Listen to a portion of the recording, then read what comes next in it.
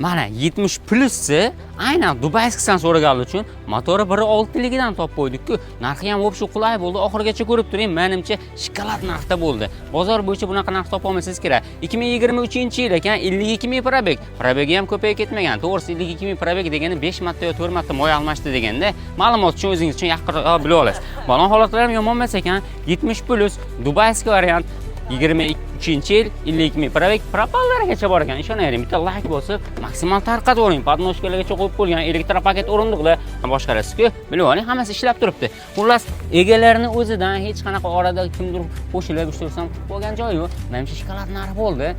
Bitta like bosib, maksimal tarqatib oling. Petnosi bor ekan, ko'rsatib o'taman.